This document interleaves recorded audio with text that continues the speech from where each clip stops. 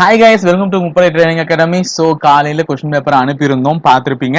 So question paper download பண்ணி test எழுதிருப்பீங்க. அந்த வீடியோலயே நான் சொல்லியிருந்தேன் என்ன அப்படின்னு பார்த்தீங்கன்னா, ஆன்சர் வீடியோனுக்கு ஒரு சின்ன சர்ப்ரைஸ் இருக்கா அப்படின்னு சொல்லியிருந்தேன். கொஸ்டின் பேப்பர் வீடியோ அந்த சஸ்பென்ஸ் என்னன்றது நான் ஃபர்ஸ்டே பிரேக் பண்ணிடுறேன். அப்பதான் வீடியோக்கு நீங்க வந்து ஃபுல்லாகவும் பார்க்க ஆரம்பிப்பீங்க நான் நம்புறேன். ஓகே, ஸோ வந்து எக்ஸ்பிளனேஷன்னாலே நீங்க வந்து என்ன நினைக்கிறீங்கன்னா, ஜஸ்ட் ஆன்சர் தான் சொல்லிட்டு போறாங்கலாம் இல்லை. ஒவ்வொரு கொஸ்டின்லையும் நாங்க எங்களால முடிஞ்ச அளவுக்கு ஸோ இன்னும் சில அடிஷ்னலா சில பாயிண்ட்ஸ்லாம் சொல்றோம். ஏன்னா நீ கிளாஸ் மாதிரி 3 மணி நேரம் எடுத்தாதான் கவனிக்க மாட்டான். ஆனா இப்ப நம்ம ஒரு ஸ்பெண்ட் பண்ண போறது ஒரு கிட்டத்தட்ட 20 நிமிஷத்துக்குள்ளதான். இந்த 20 நிமிஷத்துக்குள்ள நீ ஸ்பெண்ட் பண்ணும் போது உன்னால ஈஸியா புரியணும்ல. ஸோ அதனால எக்ஸ்ட்ரா இன்ஃபர்மேஷன் சில சொல்ல போறோம், அதை கவனிச்சுக்கோங்க. ஓகேங்களா? ஸோ அதுதான் சஸ்பென்ஸ் என்ன கிடையாது. உங்களுக்கு கொஸ்டின் பேப்பர் காலையில டவுன்லோட் பண்ணிட்டீங்க, ஈஸியா டவுன்லோட் ஆச்சு. கரெக்டா? ஓகே. இப்போ உங்களுக்கு டெலிகிராம்ல ஆன்சருக்கான இதுவும் கொடுப்போம், டவுன்லோட் பண்ணிக்கோங்க. ஏன்னா ஒரு கொஸ்டின் பேப்பர்னா அதுக்கான ஆன்சரும் தெரிஞ்சிருக்கும் நான் பின்ன படிக்கும்போது. ஆனா இதுல ஒரு சின்ன ட்விஸ்ட் என்னன்னு பாத்தீங்கன்னா, டவுன்லோட் ஆயிடும் ஆன்சர் கீ, ஆனா அது ஓப்பன் ஆகாது. அந்த பிடிஎஃப் ஓப்பன் பண்றதுக்கு ஒரு பாஸ்வேர்ட் கேட்கும். அந்த பாஸ்வேர்ட் என்ன அப்படின்னு பாத்தீங்கன்னா, இந்த வீடியோவை நீங்க ஸ்கிப் பண்ணாம பாருங்க. வீடியோவுடைய இடையிலோ அல்லது முடிவிலோ வந்து ஒரு கேள்வி நான் கேட்பேன். அந்த கேள்விக்கான பதில் ஏபின்னு 2 ஆப்ஷன் உங்களுக்கு கொடுக்க போறேன். அதுல எந்த ஆப்ஷனோ அதை போட்டு நீங்க ஓபன் பண்ணீங்கன்னா ஈஸியா ஓப்பன் ஆகும். அந்த ஆப்ஷன் என்ன ஆப்ஷன்? ஃபார் எக்ஸாம்பிள் இப்ப ஃபர்ஸ்ட் கொஸ்டின்ல டாக்கா தான் ஆப்ஷன். ஓகேங்களா? டி ஆப்ஷன் டாக்கா, அதுதான் விடை. அப்ப அந்த டாக்கான்ற வார்த்தையை நீ ஸ்மால் லெட்டர்ல அடிச்சுன்னா உனக்கு அந்த பிடிஎஃப் ஓப்பன் ஆயிடும். ஓகேவா? இது ஒரு நம்ம சின்ன விளையாட்டு மாதிரி வைக்கலாம். யாருக்கு கரெக்டா தெரியுதுன்றதும் பிடிஎஃப் ஓப்பன் பண்ணிக்க போறீங்க. ஓகேங்களா? ஸோ டாக்கான்னு இப்ப வைக்கிறோம்னா இது என்ன ஆகும்? பிடிஎஃப் ஓப்பன் பண்றதுக்கு உனக்கு கரெக்டா வாட்டமா இருக்கும். ஓகேவா? சரி போலாங்களா? ஸோ இதுதான் ஒரு கேம். ஸோ வீடியோ இடையில கேட்பேன், இல்லைன்னா முடிவில் கேட்பேன். அதுக்கான பதில் என்னன்றதை நீங்க கமெண்டும் பண்ணுங்க. அப்பதான் எத்தனை பேர் நீங்க பாக்குறீங்கன்றதே எனக்கு தெரிய வரும். ஓகேங்களா? ஸோ டைம் வேஸ்ட் பண்ணாம வீடியோக்குள்ள போலாம். SSC GD 2021 free test 1 25 question general நாலேஜுக்கான answer key. So first question இங்க பாருங்க, உங்களுக்கு நான் தமிழ்ல எதுக்கு கொடுத்துருக்கேன்னா, சில தமிழ் மீடியம் பசங்க இங்கிலீஷ்ல படிக்க கஷ்டப்பட்டீங்கன்னா அவங்களுக்கு இப்ப தமிழ்ல பிராக்டிஸ் பண்றதுக்காக. பட் கேள்வி தமிழ்ல வருமானா வராது. ஓகேங்களா? ஸோ இங்கிலீஷ்ல தான் வரும். ஸோ இங்கிலீஷ் தான் முக்கியம் நமக்கு. What is the currency of Bangladesh called அப்படின்னு சொல்லிட்டு கேட்டிருக்காங்க. அதாவது வங்காளதேசத்தினுடைய கரன்சி என்ன? ஸோ நம்ம பொறுத்தவரைக்கும் இந்த கேபிட்டல் கரன்சி, ஒரு நாட்டினுடைய கேபிட்டல் என்ன, தலைநகரம் என்னன்றதையும் தெரிஞ்சு வச்சுக்கணும். ஒரு நாட்டினுடைய கரன்சி என்னன்னு தெரிஞ்சு வச்சுக்கணும். கிட்டத்தட்ட நம்ம உலகத்துல 193 நாடுகளுக்கு இருக்கு, 193 கண்ட்ரிஸ். அத்தனையும் மனப்பாடம் பண்ணுவீங்கன்னா முடியாது, கஷ்டம் தான். ஸோ அப்பப்ப நம்ம படிக்கிறத வச்சு நம்ம கத்துக்கிட்டா ஈஸியா முடிஞ்சிடும். ஸோ இப்போ பங்களாதேஷினுடைய கரன்சி, அந்த காசோட பேர் என்னன்னா டாக்கா. ஓகேங்களா? அப்போ வங்காளதேசத்துடைய கேபிட்டல் பேர் என்னன்றத கூட தெரிஞ்சு வச்சுக்கோங்க. இப்ப கரன்சி தெரிஞ்சிச்சா, அப்போ கூட நம்ம அதை பத்தியும் தெரிஞ்சு வச்சுக்கணும். டாக்கா, புரியுதுங்களா? வங்காளதேசத்தினுடைய கேபிட்டல் டாக்கா, கரன்சி டாக்கா, ரெண்டுமே ஒரே மாதிரி இருக்குல்ல. அப்ப பங்களாதேஷ்னாலே டாக்கா டாக்கா அப்படின்றத தெரிஞ்சு வச்சுக்கோங்க. சரிங்க சார், இந்த கூட இருக்குல்ல, இதெல்லாம் எந்தெந்த நாட்டுதுன்னு கொஞ்சம் சொன்னா நல்லா இருக்கும் சார். என் வந்து எல்லாருக்குமே தெரியும். என் எந்த நாட்டுது? ஜப்பான் நாட்டுது. சோ ஜப்பான் நாட்டினுடைய கேபிட்டல் என்ன? டோக்கியோ. சோ எழுதி வச்சுக்கோங்க கூட சேர்ந்து. ஏன்னா படிக்கிறோம்னு நினைக்கிறவங்க இதை கூட சேர்ந்து எழுதி வச்சா கொஞ்சம் யூஸ்ஃபுல்லா இருக்கும். என் வந்து எந்த நாட்டுது? ஜப்பான் நாட்டுது. கேபிட்டல் கரன்சி, அதனுடைய கேபிட்டல் என்ன? டோக்கியோ. கியாத் வந்து எங்கன்னு பாத்தீங்கன்னா மியான்மர். கியாத் வந்து எங்க? மியான்மர். மியான்மர் நாட்டினுடைய கரன்சி பேர் தான் கியாத். சோ மியான்மர் நாட்டினுடைய இது என்னன்னு பாத்தீங்கன்னா நேபிடா அப்படின்னு சொல்லுவாங்க. புரியுதுங்களா? மியான்மர்னா பர்மா, நம்ம இப்ப சொல்றோம்ல பர்மா தாங்க, வேற ஒண்ணும் இல்ல, பர்மா தான். சோ அதனுடைய இது என்னன்னு பாத்தீங்கன்னா, கேபிட்டல் என்னன்னு பாத்தீங்கன்னா நேபிடா. புரியுதுங்களா சொல்றது? மியான்மர் நாட்டினுடைய கேபிட்டல் நேபிடா, அதனுடைய கரன்சி என்ன? கியாத். மியான்மர் எந்த நாடு? பர்மா. ருப்பியா வந்து பல நாட்டுக்கு இருக்கு. நம்ம இந்தியாவில வந்து ரூபீஸ் அப்படின்னு சொல்றோம்ல, அந்த மாதிரி ருப்பியா வந்து பல நாட்டுல இருக்கு. ஆனா நான் உங்களுக்கு ஒரே ஒரு நாடு இப்ப சொல்றேன். இந்தோனேஷியா வந்து ருப்பியான்னு சொல்லலாம்.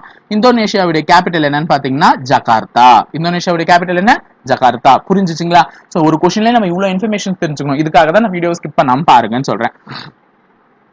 அடுத்தது ரெண்டாவது question. In which area for extraordinary contribution is Goldman Award given?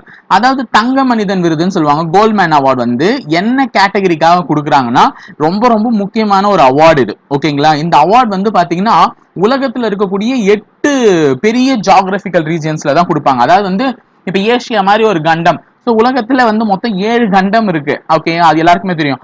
ஆனா இதை கொடுக்கறது எத்தனை பேருக்குன்னு பாத்தீங்கன்னா ஒரு 6 இடத்தை சேர்ந்தவங்களுக்கு தான். அந்த 6 என்னன்னு பாத்தீங்கன்னா அதுலயே 6 கண்டம் வந்துடும். ஏசியா நாட்டை சேர்ந்தவங்களுக்கு கொடுப்பாங்க, ஆப்பிரிக்கா கண்டத்தை சேர்ந்தவங்க கொடுப்பாங்க, யூரோப் கண்டத்தை சேர்ந்தவங்க கொடுப்பாங்க. அதுக்கப்புறமா ஐலாண்ட் நேஷன்ஸ் சொல்லுவாங்க, கிரீன்லாண்ட்லாம் வருது இல்ல, சோ அதுல இருக்கவங்களுக்கு கொடுப்பாங்க. அதுக்கப்புறமா north America, south America, central America.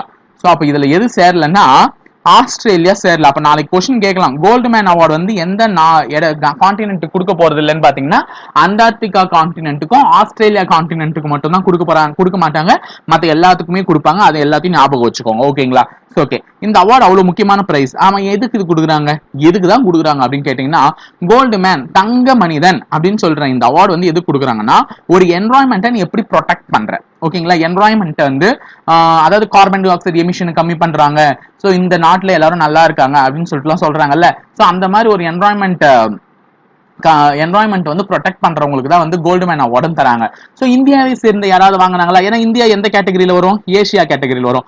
யாராவது வாங்கினாங்கன்னா அவங்க வாங்கினாங்க. பிரஃபுல்லா அப்படின்னு சொல்லிட்டு ஒருத்தர் வாங்கியிருக்காங்க. பிரஃபுல்லா சமந்தா இல்லங்க சமர்த்தா, ஓகேங்களா? பிரஃபுல்லா சமர்த்தான்றவங்க 2019 வருடம் வாங்கினாங்க. இதுதான் வந்து இந்தியா கடைசியா வாங்கின கோல்ட்மேன் அவார்ட். இதுவரையும் கிட்டத்தட்ட இந்தியா வந்து ஒரு 5 முறை வாங்கியிருக்கு. அதுல வந்து பிரஃபுல்லா சமந்தா அப்படின்றவங்க வாங்கின அவார்டு வந்து எப்பன்னு பாத்தீங்கன்னா 2019 வாங்கினாங்க. சோ இந்த அவார்டு எப்ப கொடுக்க ஆரம்பிச்சாங்கன்னா 1989 வருடம் ரிச்சர்ட், ஓகேங்களா, ரிச்சர்ட் என் கோல்ட்மேன் ஒருத்தர் இருக்காரு.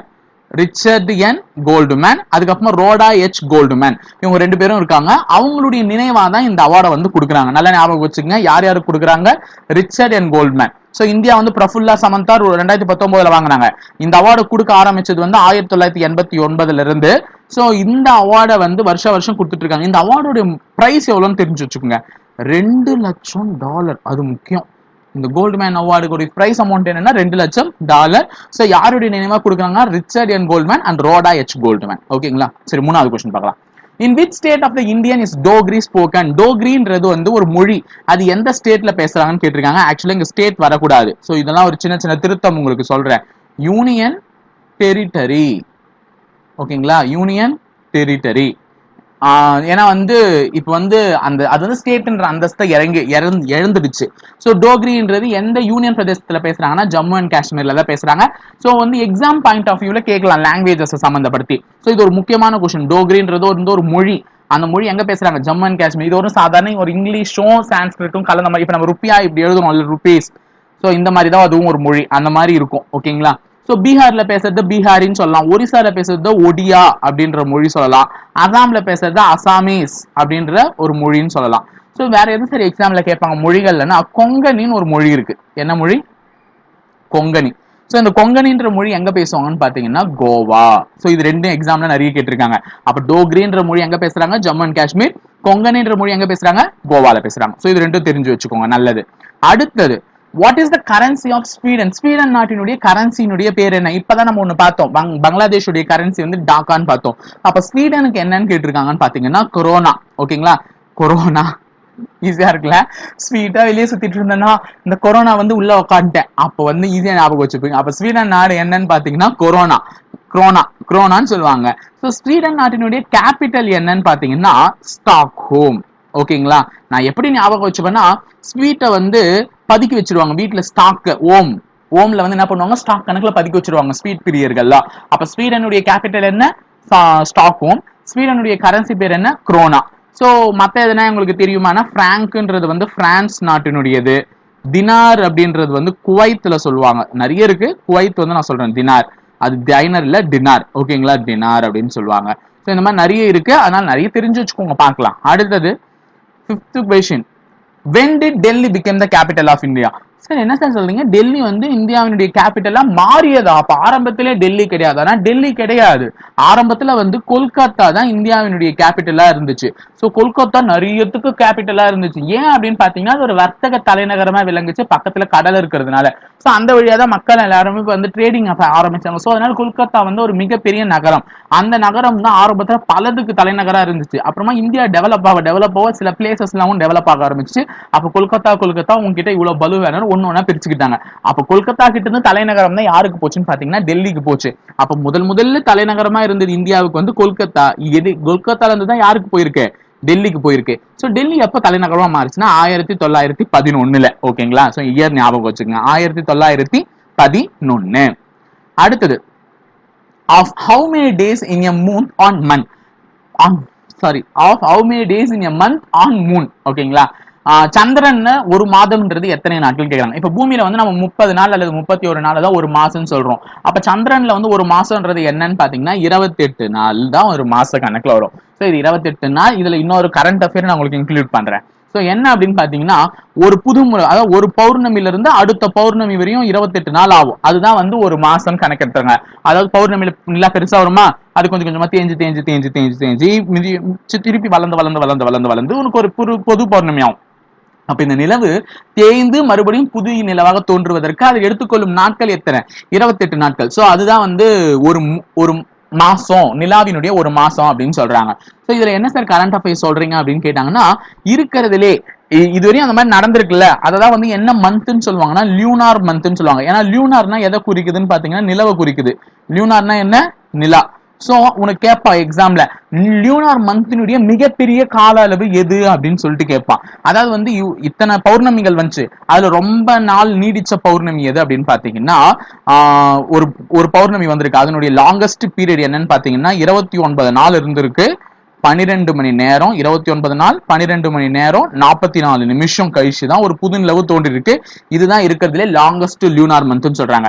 அதாவது சரியாக 28 நாள்ல வராம 29 நாள் எடுத்துக்கிட்டு எக்ஸ்ட்ராவும் 12 மணி நேரம் எடுத்துக்கிட்டு 44 நிமிஷமும் எக்ஸ்ட்ரா எடுத்துருக்கு. அதுதான் இப்போ ஒரு நாள். ஓகே, ஒரு மாதம், நிலவினுடைய ஒரு மாதம். அதிகமான லூனார் மந்த். ஓகேவா? சோ அடுத்தது ரொம்ப ரொம்ப முக்கியமான கேள்வி. In which state will be the place having a pin code starting with the number 4? இப்போ நம்ம தமிழ்நாட்டை எடுத்துக்கிட்டீங்கன்னா 632 அப்படின்னு ஆரம்பிக்கிறோம்ல, 6ல ஆரம்பிக்குது. இப்ப நான் வேலூர் இது ஆரம்பிச்சேன். தமிழ்நாட்டுக்கு 6ல தான் ஆரம்பிக்கும். அப்ப 6ன்றது வந்து எங்க ஆரம்பிக்குது? தமிழ்நாட்டுல. அப்போ 4ல தொடங்குற பின்கோட் வந்து எந்த மாநிலத்துக்குன்னு கேக்குறாங்க. சோ தெரிஞ்சு வச்சுக்கோங்க, ஈஸியான ஒரு ஆப்ஷன் மகாராஷ்டிரா. சோ மகாராஷ்டிரா தான் எதுல தொடங்குது? 4ல. சரிங்க சார், இதை சொல்லிட்டீங்க, அப்ப மத்த 3 எனக்கு சொன்னா கொஞ்சம் யூஸ்ஃபுல்லா இருக்கும் அப்படின்னு கேட்டீங்கன்னா, கர்நாடகா வந்து என்னன்னு பாத்தீங்கன்னா 5. ஓகேங்களா? குஜராத் என்ன அப்படின்னு பாத்தீங்கன்னா என்னன்னு சொல்லிடலாமா? குஜராத் இது 3. ஓகேங்களா? குஜராத் இது என்ன? 3. உத்தரப்பிரதேசத்து என்னன்னு பாத்தீங்கன்னா 2. சோ கொஞ்ச நேரம் எங்க கூடயே வெயிட் பண்ணிட்டே இருங்க. அதாவது கொஞ்ச நாள் நான் இதுக்கு வந்து ஒரு பிடிஎஃப்லாம் உங்களுக்கு ரெடி பண்றேன். ஃபியூச்சர்ல நாங்க வந்து லைவ் கிளாஸஸ் தொடங்கி உங்களுக்கு போகும்போது இந்த கொஸ்டினுக்கான பிடிஎஃப்லாம் ரெடி பண்ணி அதெல்லாம் உங்களுக்கு எக்ஸ்பிளைன் பண்றேன். ஓகேங்களா? சோ இப்போதைக்கு இது மட்டும் தெரிஞ்சு வச்சுக்கோங்க, ஆப்ஷன்ல இருக்கிறது மட்டும். சோ 4ல தொடங்குது மகாராஷ்டிரா, கர்நாடகா வந்து 5, குஜராத் வந்து 3, உத்தரப்பிரதேஷ் வந்து 2. இதெல்லாம் சைட்ல நோட் பண்ணி வச்சுக்கோங்க guys. அடுத்தது 8வது question. Of which wing of the armed forces is the field marshal of the highest rank? field marshal அப்படின்னு சொல்லுவாங்க. சோ நீ ஒரு சோல்ஜரா ஜாயின் பண்றேன்னு வச்சுக்கோ, உனக்கு ஒரு ப்ரமோஷன் கொடுத்து நீ மேல போயிட்டே இருப்ப ஒரு பதவி. அதுல ஃபீல்டு மார்ஷல்னு ஒரு பதவி இருக்கு. அது எந்த இந்திய ராணுவ பிரிவுல வந்து அதிகப்படியான இதுவா அப்படி ஆயுத படைகள் வந்து உயரிய தரத்தை கொண்டுள்ளது அப்படின்னு பாத்தீங்கன்னா ஆர்மில தான் ஃபீல்டு மார்ஷல்னு சொல்லுவாங்க. எதுல சொல்லுவாங்க? ஆர்மில தான். சோ ஆர்மி படிக்கிற காய்ஸ்லாம் ஈஸியா ஞாபகம் வச்சுக்கணும். ஆர்மில தான் ஃபீல்டு மார்ஷல்னு ஒரு ரேங்கே இருக்கு. அடுத்தது 9th question. Iron is found in the அபுடன்சிஸ். அதாவது வந்து இரும்பு சத்து எதில் மிகுதியாக காணப்படுகிறதுனா இறைச்சியிலும் மிகுதியாக காணப்படுகிறது, பச்சை காய்கறியிலும் மிகுதியாக காணப்படுகிறது. ஆனா நமக்கு ஆன்சர் எதுன்னு பாத்தீங்கன்னா கிரீன் வெஜிடபிள்ஸ். ஏன்னா இதுதான் வந்து உண்மையான ஒரு வெளி உணவுகளால் எடுத்துக்கொள்ளப்பட்டு உடலுக்கு இரும்பு சத்துக்களால் ஏற்படக்கூடிய குறைவுகளை வந்து சரி செய்யக்கூடியது வந்து பாத்தீங்கன்னா கிரீன் வெஜிடபிள் தான். ஏன்னா இரும்பு பொறுத்தவரை 2 இரும்பு இருக்கு, சத்து இருக்கு. ஒன்னு ஈம், இன்னொன்னு நான் ஹீம் அப்படின்வாங்க. சோ ஈம் அப்படின்னா என்னன்னு பாத்தீங்கன்னா ரத்தத்துல உள்ள ஈமோகுளோபின்ல இரும்பு சத்தை அதிகப்படுத்துறது. ஏன்னா ரத்தம் வந்து அனிமியா அந்த மாதிரி நோய் எல்லாம் இரும்பு சத்து குறைபாடால வரும்லாம் சொல்லியிருக்கோம். சோ அந்த ஹீம், அந்த ரத்த இதுல இருக்கக்கூடிய அந்த இதெல்லாம் பாத்தீங்கன்னா அதுக்கெல்லாம் எடுத்துக்கொள்ளக்கூடியது மீட் எடுத்துக்கணும் கண்டிப்பா. சோ அது ஈம் வகை இரும்பு சத்து. நான் ஹீம் வகை இரும்பு சத்து வந்து கிரீன் வெஜிடபிள்ஸ்ல தான் இருக்கு. சோ இது ரெண்டும் தெரிஞ்சு வச்சுக்கோங்க. ஆனா நமக்கு எது மோஸ்ட் அபுடன்ஸ்னா பச்சை காய்கறிகள் தான். அடுத்தது the Durand Cup is related to அப்படின்னு சொல்லியிருக்காங்க. அதாவது 10வது கேள்வி ரொம்ப ரொம்ப முக்கிய கேள்வி. டியூரான் கப் நிறைய எக்ஸாம்ல கேட்ட கேள்வி. டியூரான் கோப்பைன்றது ஒரு கோப்பை, ஏதோ ஒரு விளையாட்டு கொடுக்குற கோப்பை. அது எந்த விளையாட்டோட தொடர்புடையதுன்னா கால்பந்து, ஃபுட்பால். அக்னி சிறகே அப்படின்னு ஞாபகம் வச்சுக்கோங்க, தூரமா போக மாட்டாங்க பொண்ணுங்கள்லாம். ஸோ டியூரான் கப்ன்றது ஃபுட்பாலுக்கு தான். ஓகேங்களா? அதை ஞாபகம் வச்சுக்கோங்க. அடுத்தது 11 மணிக்கு 11வது கேள்வி. இன்னொரு விஷயம் சொல்லணும்னு நினைச்சேன் கூட, அதனாலதான் மறந்து குழப்பிட்டேன். இங்க எதனா வந்து இப்ப கிரிக்கெட் வந்து எந்த நாட்டினுடைய ஒரு நேஷனல் ஸ்போர்ட்ஸ்ன்றதை நான் உங்களுக்கு கேட்கிறேன். ஹாக்கி வந்து எல்லாருக்குமே தெரியும், இந்தியா. அப்போ இதே மாதிரி கிரிக்கெட் வந்து எந்த நாட்டினுடைய நேஷனல் ஸ்போர்ட்ஸ்? உங்களுக்கு நான் ஒரு கொஸ்டினா கேட்கட்டுமா? அந்த பிடிஎஃப் ஓபன் பண்றதுக்கு இதை கொஸ்டினா கேட்டுமா? சரி வேணா, கொஞ்சம் கஷ்டப்படுவீங்க. இன்னொரு கொஸ்டின் எதனா சிம்பிளா இருந்தா அதுல வைக்கிறேன் பிடிஎஃப் ஓபன் பண்றதுக்கு. ஓகே, அடுத்தது the national sports of the USA. யுஎஸ்ஏவினுடைய நேஷனல் ஸ்போர்ட்ஸ் இது. அமெரிக்காவினுடைய நேஷனல் ஸ்போர்ட்ஸ்னா பேஸ்பால். ஈஸியான ஒரு question. National sports of USA என்ன? பேஸ்பால். சார் அமெரிக்காவுக்கு எப்படி பேஸ்பால்னா? ஆமா, அமெரிக்கா வந்து பேஸ்பால் தான். ஸோ பேஸ்கெட் பாலும் நிறைய பேருக்கு இருக்கு, சாக்கரும் நிறைய பேர் இருக்கு. இந்த சாக்கர் யாருக்குன்னு பாத்தீங்கன்னா பெரும் உங்களுக்கு நல்லா தெரிஞ்ச ஒரு கண்ட்ரினா இங்கிலாந்து சொல்லலாம். இங்கிலாந்துக்கு வந்து எது நேஷனல் ஸ்போர்ட்ஸ் வந்து? கால்பந்து. ஃபுட்பால் தான் சாக்கர்னு சொல்லுவாங்க அது. ஓகேங்களா? அதே மாதிரி பேஸ்கெட் பாலும் நிறைய இருக்கு. பேஸ்கெட் பால் வந்து சில நிறைய கண்ட்ரிக்கு இருக்கு. அதுல நிறைய கேட்பாங்கன்னா எஸ்தோனியா, இந்த லித்தூனியா, இந்த மாதிரி ஐரோப்பாவை சேர்ந்த சில கண்ட்ரிகளுக்கு வந்து இருக்கு. ஓகேங்களா? பேஸ்கெட் பால். ஓகே, சோ நம்ம கேட்டிருக்கிறது யுஎஸ்ஏ, அது ரொம்ப கொஸ்டின் பேப்பர்லயும் கேட்டிருக்கான், பேஸ்பால்னு போட்டுருங்க. அடுத்தது 12வது கேள்வி வந்து ராஜ்யசபா டிசால்வ்ஸ் இன், அதாவது ராஜ்யசபா எத்தனை வருடங்களுக்கு ஒரு முறை கலையும்? இப்ப வந்து உங்களுக்கு தெரியும் லோக்சபான்றது வந்து கீழவை, ஓகேவா, இது மேலவை. சோ இந்த லோக்சபா வந்து ஒவ்வொரு 5 வருடங்களுக்கு ஒரு முறையும் கலைஞ்சிடும். அதாவது 5 வருஷத்துல அங்க இருக்கக்கூடிய எம்எல்ஏக்கள் போனவங்க, நம்மளால செலக்ட் பண்ணி போன எம்பிஸ்ல என்ன ஆவாங்க? அடுத்த முறை எலெக்ஷன்ல பார்ட்டிசிபேட் பண்ணாங்க, நம்ம மறுபடியும் ஓட்டு போடுவோம். அப்போ ஒவ்வொரு 5 வருடத்துக்கு ஒரு முறை எது கலையும்? லோக்சபா கலையும். அப்ப இது லோக்சபாவினுடைய டென்யூர் வந்து என்ன ஞாபகம் வச்சுக்கோங்க? லோக்சபா எத்தனை வருஷத்துக்கு ஒரு முறை? 5 வருஷத்துக்கு ஒரு முறை. அப்ப ராஜ்யசபா எத்தனை வருஷத்துக்கு ஒரு முறை கலையும்னா ராஜ்யசபா கலையவே கிடையாது. There is no never. ஏன் ராஜ்யசபா கலையாது சார்? அப்ப அங்க இருக்கவங்களும் அப்படியே இருப்பாங்களா செலக்ட் ஆகி போனவங்கன்னா? கிடையாது. ராஜ்யசபா வந்து 3 பங்கா பிரிச்சுடுவாங்க. ஓகேவா? அங்க இருக்கக்கூடிய டோட்டல் ஸ்ட்ரென்த் என்ன பண்ணிடுவாங்க? 3 பங்கா பிரிச்சுடுவாங்க. அதுல எப்பவுமே ஒரு பங்கு இருக்காங்கல்ல, அவங்க 2 வருஷத்துக்கு ஒரு முறை என்ன ஆயிடுவாங்கன்னு பாத்தீங்கன்னா ரிட்டையர்ட் ஆயிடுவாங்க. சோ 3 பங்கா பிரிச்சுடுவாங்க. 3 பங்கா பிரிச்சுட்டு ஒரு பங்கு என்ன பண்ணுவாங்க? 2 வருஷத்துக்கு ரிட்டையர் பண்ணிடுவாங்க. அப்ப இவங்க ரிட்டையர் ஆயிட்டாங்கன்னா அடுத்த 2 வருஷத்துல இவங்க ரிட்டையர் ஆயிடுவாங்க, அடுத்த 2 வருஷத்துல இவங்க ரிட்டையர் ஆகி புதுசா வந்து இருப்பாங்க. அப்ப ராஜ்யசபா என்றது எப்பவுமே கலையாது. தேர்ந்தெடுத்து அதாவது நம்ம ஊர் எம்எல்ஏக்களால தேர்ந்தெடுத்து அனுப்பக்கூடிய நபர்கள் ராஜ்யசபாக்கு செல்வார்கள். அப்படி செல்லும் பொழுது என்ன ஆவாங்க? அவங்க போயிட்டு ஒவ்வொரு 2 வருஷத்துக்கு ஒரு முறை 1/3 ஆஃப் தி கேண்டிடேட்ஸ் வந்து வெளியே வந்துட்டு இன்னொருத்தர் உள்ள ஆட் ஆயிடுவாங்க. சோ ராஜ்யசபா எப்பவுமே என்ன ஆகாது? கலையாது. ஓகே, அடுத்த கொஸ்டின் ரொம்ப முக்கியமான கொஸ்டினா வந்திருக்கா? ரொம்ப ரொம்ப முக்கியமான question. Which among the following high court administer judicial functions for more than one state? அதாவது பின்வரும் உயர் நீதிமன்றங்களில் எந்த உயர் நீதிமன்றம் ஒன்றுக்கும் மேற்பட்ட மாநிலங்களில் நீதித்துறை சார்ந்த விஷயங்களை கவனிக்கிறது அப்படின்னு பாத்தீங்கன்னா, இப்ப நம்ம மெட்ராஸ் ஹைகோர்ட் இருக்கு. ஓகேவா? சோ மொத்தம் எத்தனை ஹைகோர்ட் இருக்குன்னு தெரிஞ்சுக்கோங்க. நம்ம கிட்ட மொத்தம் இருக்கிறது வந்து 25 ஹைகோர்ட். இந்தியாவில் இருக்கிறது இப்போதைக்கு இந்தியாவில் இருக்கக்கூடிய ஹைகோர்ட் எத்தனை? 25. சோ இப்போ இந்த 25 ஹைகோர்ட் இருக்கு. இந்த 25 ஹைகோர்ட்டுமே வந்து நிறைய விஷயங்களை பாக்குது. ஆனா நம்ம இந்தியாவில் 25 மாநிலம் மட்டும்தான் இருக்கா? மாநிலங்கள் வேற இருக்கு, 28 மாநிலங்கள். இதை பத்தாதுன்னு யூனியன் பிரதேசங்கள் வேற ஒரு 9 இருக்கு. சோ இத்தனைக்கும் 25 ஹைகோர்ட்லயே பிரச்சனை முடிஞ்சிருமானதா? ஆமா. என்ன அப்படின்னு பாத்தீங்கன்னா, இப்போ இந்த மெட்ராஸ் இருக்குல்ல, மெட்ராஸ் ஹைகோர்ட் இருக்குல்ல. சோ இப்போ மெட்ராஸ் ஹைகோர்ட் வந்து தமிழ்நாடு சார்ந்த விஷயங்களையும் பார்த்துக்கும், கூடவே இந்த ஒரு யூனியன் பிரதேசம் பாண்டிச்சேரி இருக்குல்ல, அவங்க சார்ந்த விஷயத்தையும் பார்த்துக்கும். ஓகேவா? அப்போ ஒருத்தரை எக்ஸ்ட்ரா நம்ம கூட ஆட் பண்ணி விட்டுருவாங்க. அந்த இது கேள்வி, அதான் இந்த கேள்வி. அதாவது வந்து பின்னாடி வர்றதுல எந்த உயர் நீதிமன்றம், அதாவது எந்த உயர் நீதிமன்றம், கொல்கத்தா உயர் நீதிமன்றமா, இல்ல பாட்னால இருக்கக்கூடிய உயர் நீதிமன்றமா, இல்ல டெல்லியில இருக்கக்கூடிய உயர் நீதிமன்றமா, இல்ல குவாத்தில இருக்கக்கூடிய உயர் நீதிமன்றமா, ஒன்றுக்கும் மேற்பட்ட இன்னொரு ஸ்டேட்டையும் கூட வச்சுக்கிறது எது அப்படின்னு பாத்தீங்கன்னா குவாத்தி தான். சார் கொல்கத்தா கூட தான் சார், நான் கூட நெட்ல பார்த்தேன் சார் அப்படின்னு சொல்லிட்டு சில பேர் வருவீங்க. கொல்கத்தா கூடவே அந்தமான் நிக்கோபார் பிரச்சனையும் கொல்கத்தா தான் பாத்துக்கும். ஆனா இங்க கேட்கறது என்னன்னு பாத்தீங்கன்னா for more then one state, அதாவது அதுவும் ஸ்டேட்ல இருந்து இன்னொரு ஸ்டேட்டையும் பாத்துக்கணும். ஆனா அந்தமான் நிக்கோபார்ன்றது என்னன்னு பாத்தீங்கன்னா யூனியன் டெரிட்டரி. கொல்கத்தான்றது ஒரு ஸ்டேட். ஓகேங்களா? கொல்கத்தான்றது ஒரு ஸ்டேட். கொல்கத்தா ஹைகோர்ட் வந்து கொல்கத்தா பிரச்சனைகளை பாத்துக்கும், அந்த ஸ்டேட் இது. பிளஸ் கூட யாரு பாத்துக்குது? ஒரு யூனியன் டெரிட்டரி இது பாத்துக்குது. ஆனா நம்ம கேள்வி என்ன கேட்டிருக்கான்? அவனும் ஒரு ஸ்டேட்டா இருக்கணும், அவன் இன்னொரு ஸ்டேட்டையும் பாத்துக்கணும் அப்படின்னு பாத்தீங்கன்னா அது குவாத்தில தான். அந்த மாதிரி 2 இடம் தான் இருக்கு. என்னன்னு பாத்தீங்கன்னா ஒரு குவாத்தி ஹைகோர்ட். இந்த குவாத்தி ஹைகோர்ட் வந்து அசாம்ல இருக்கு. குவாத்தி எங்க இருக்கு? அசாம்ல தான் இருக்கு. சோ இது யாரோட பிரச்சனையை பாத்துக்கோனா அசாம் பிரச்சனையை பாத்துக்கும், நாகாலாந்துன்ற ஒரு ஸ்டேட் பிரச்சனையை பாத்துக்கும், அதே மாதிரி மிசோரம்ன்ற ஒரு ஸ்டேட் பிரச்சனையை பாத்துக்கும், அடுத்தது அருணாச்சல் பிரதேஷ்ன்ற ஒரு ஸ்டேட் பிரச்சனையை பாத்துக்கும். சோ இப்போ இது எல்லாமே ஸ்டேட் பிரச்சனையை தான் பாத்துக்கும். அப்ப குவாத்தி ஹைகோர்ட் தான் கரெக்ட். சார் டெல்லி ஹைகோர்ட் கூட சில பிரச்சனை எல்லாம் பாத்துக்குதாம் என்ன? கிடையாது. டெல்லி இது மட்டும் தான் பாத்துக்கும். அதனால அந்த கன்ஃபியூஷன்ஸ்க்குலாம் வராதீங்க. சரிங்க சார், வேற இப்ப குவாத்தி ஆன்சர்ல இல்ல, இன்னொன்னு இருக்குன்னு சொன்னீங்களா, 2 இருக்குன்னு சொன்னீங்களா, அப்ப வேற என்னன்னு பாத்தீங்கன்னா ஆந்திரா. சோ ஆந்திரா வந்து என்ன அப்படின்னு பாத்தீங்கன்னா தெலுங்கானா பிரச்சனையும் பாத்துக்கும், ஆந்திரா பிரச்சனையும் பாத்துக்கும். இப்படிதான் வச்சிருந்தாங்க. ஆந்திரா வந்து ஆந்திராவுடைய பிரச்சனையும் தெலுங்கானா ஒரு பிரச்சனையும், அதுக்கப்புறமா தான் என்ன பண்ணாங்கன்னா ஆந்திராவுக்கும் அப்புறம் தெலுங்கானாக்கும் நிறைய பிரச்சனை வரும்னு சொல்லிட்டு நீ பிரிஞ்சு தனித்தனியாக பாத்துங்க. அப்ப ஏற்கனவே இருந்த உயர் நீதிமன்றம் தெலுங்கானாக்கு போயிடுச்சு, இப்போ ஒரு புது உயர் நீதிமன்றத்தை ஆந்திராக்காக கிரியேட் பண்ணிட்டாங்க. அதனாலதான் இப்ப எத்தனை உயர் நீதிமன்றம் இருக்கு, 25 இருக்கு. சோ இப்போதைக்கு அந்த ஆப்ஷனுக்கு ஒன்னே ஒண்ணுதான் சூட்டவா, அது என்னன்னு பாத்தீங்கன்னா குவாஹாத்தி. ஓகேவா. அடுத்தது 14வது கேள்வி, which is known as the Silicon Valley of India. அதாவது இந்தியாவினுடைய சிலிகான் பள்ளத்தாக்கு என்று அழைக்கக்கூடிய ஒரு பகுதி என்னன்னு பாத்தீங்கன்னா பெங்களூர் தான். சோ பெங்களூருக்கு சிலிகான் வேலின்னு ஒரு பேர் வச்சிருக்காங்க, நிக் நேம். அதே மாதிரி சயின்ஸ் சிட்டின்னு சொல்லுவாங்க. என்னது, சயின்ஸ் சிட்டி. இன்னொன்னு வந்து கார்டன் சிட்டி. சோ நிறைய விஷயங்கள் சொல்லுவாங்க பெங்களூரை பத்தி. சோ இதுவும் எக்ஸ்ட்ரா பேர் தெரிஞ்சு வச்சுக்கோங்க, சயின்ஸ் சிட்டி, கார்டன் சிட்டி.